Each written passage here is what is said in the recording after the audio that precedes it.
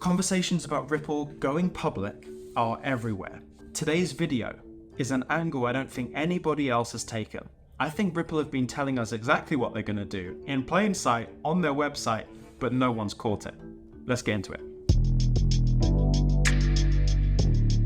I made a video a little while ago talking about the events that lead up to an IPO for any given company. These are the kind of things that happen. Now, we have seen from my video, I'm going to spoil it a little bit, but you can watch it. You can click the I in the top right of this video. Right before an IPO occurs, a company will start doing M&A. And this M&A activity means mergers and acquisitions. Now, we've seen Ripple buy Metaco, and they were in contact with Fortress, and there's all kinds of things happening where they were acquiring companies left, right, and center.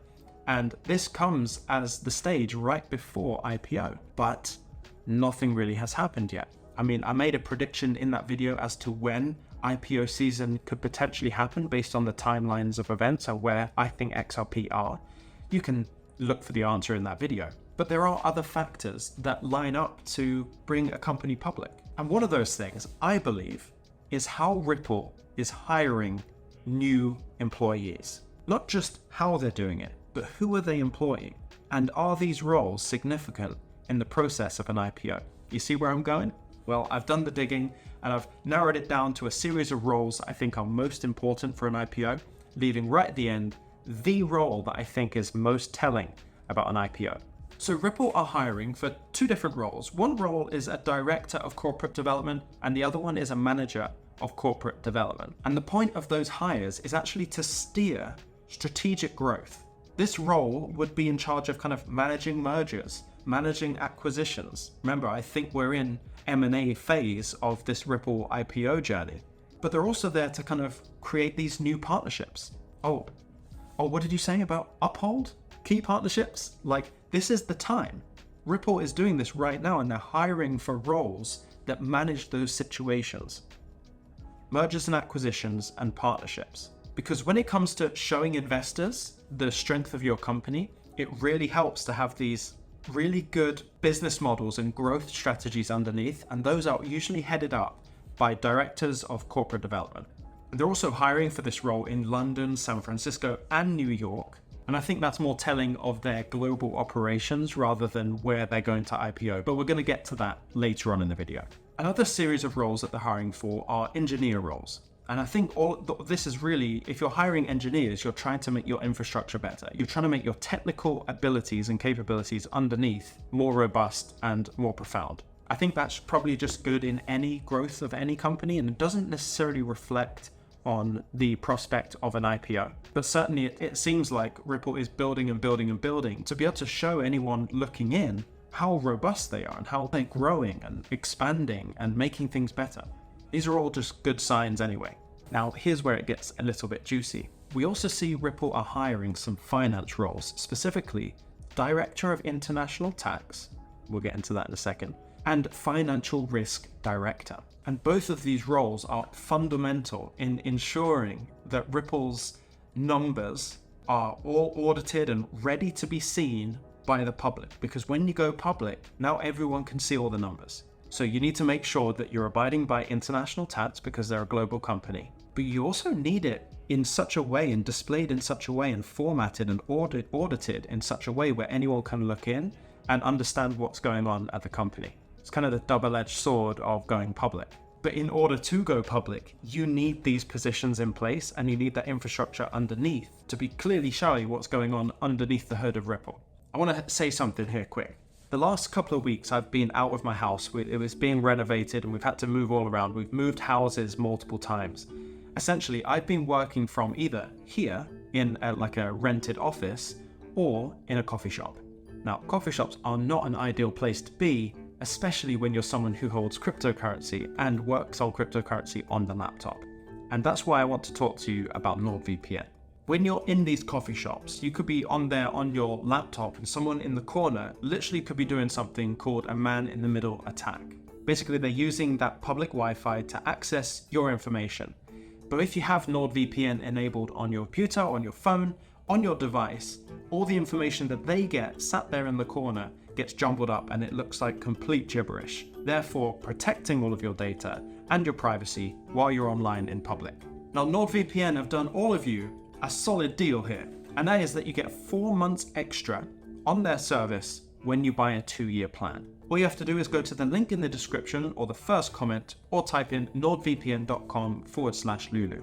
Even more, they have a 30-day money-back guarantee, so there's absolutely no risk to getting started today. So if you want to get access to that exclusive offer by NordVPN, go to nordvpn.com/Lulu. Now let's get into that final job posting that Ripple's posted that I think is the most impactful out of all of them. And that is the Shareholder Communications Senior Manager. Now this is crucial for building and nurturing investor relations. So if you're invested in Ripple, this is the person that is making sure that you understand what's happening with Ripple, how your investment is doing, and the potential for Ripple in the future. And this is a vital aspect of being ready for an IPO. So this role is being hired in London, Miami, and New York. And we have seen in history and all of the research that I've done here, that this role is fundamental in the journey to going public. This is usually seen in companies about to IPO. I don't know how many times I can say that. This role is significant. But with all of that said, where are they going to IPO? Do any of these job postings hint at where they're going to go public? Is it going to be on the New York Stock Exchange? Is it going to be on the London Stock Exchange? Is it going to be in the Emirates or Dubai or even Tokyo? And you know, I don't think there is a correlation between these job listings and a location for where they're going public. I think they're such a global company that they need to hire. They've got investors like the Shareholder Communications Senior Manager, hiring in 2 different countries and 3 different cities across the world, right? They're not focusing all on America. 90% of their hires recently were all outside of the USA, right? I do think it's significant that more than 10% of the job postings I've seen on here are in fact in America, more than 10%. So that certainly seems to me like they're upping their efforts to hire inside America and probably just maintaining their efforts to hire outside of America. Now this is the opposite of how they've been operating, mostly international and a little bit American, to now mostly American and a little bit international. So for me, it seems like the New York Stock Exchange would be the primary goal. I think that's where they want to go public. Secondarily to that, it would kind of make sense to go to London, but then it also equally makes sense to go to Dubai and have it go public there. The problem with those is that as soon as you come away from the New York Stock Exchange, the valuation of Ripple in that environment is less, right? And so we really are looking to go public in America. And I really think these roles are part of that strategy. There is other information that from all different places that keep showing us that an IPO is happening. One of the biggest obstacles we have right now for Ripple go public is the SEC. But the SEC has completely lost, right? They've completely lost against Ripple. I'm hoping that Gary Gensler, the chair of the Securities and Exchange Commission, can be level-headed enough to say, okay, you are clear from a regulatory standpoint, let's put you through and let's allow you to go public. Let's let you file the S1. Now, if he's bitter and he hates losing and he wants to hold on to that, or he's got ulterior motives, or he's corrupt, any of those things, then it's going to be very difficult for Ripple to get past that hurdle of the SEC to file the S1 to go public. And so it's actually very weird to think about.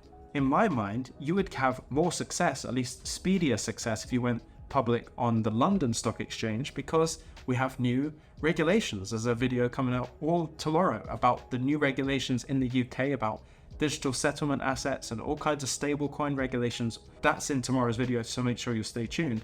But there's a lot happening in this world. We're in the Wild West. We're in that formation phase. I'm certainly looking at it like this. If you've bought into Ripple already, pre-IPO, this is like being one of those founding shareholders at Facebook in 2005. I don't know when it started, but you know what I mean. This is gonna happen. Where and the specific details, the price that it goes public, this is all very unknown, but this is coming. They're preparing for it, and it's coming. And I'd love for you to let me know what you think about the correlation between the jobs that they're hiring for and the prospects of going public for Ripple. Let me know in the comments what you think. Now today we launched the second edition of the newsletter, which is a newsletter I release every single Thursday at 12 p.m. UK time. If you did get the newsletter today and you enjoyed it, please let me know in the comments. If you want to see next week's edition of the newsletter, make sure you're signing up for it in the form in the description, and you'll get it next week with a full rundown of everything that's happened in the crypto world and XRP world over the last 7 days, broken down nice and easy for you to read. It just means you don't have to pay attention to the news 24/7 like you have been. It's tiring. So just remember, if you're like me and you're working out and about, make sure you check out nordvpn.com/Lulu for 4 months for free when you buy a 2-year plan. Protect your computer and your browsing and your data when you're out in public Wi-Fi, and do that with NordVPN. Link in the description. That's all for this one. Stay emotionless, and I'll see you in the next one.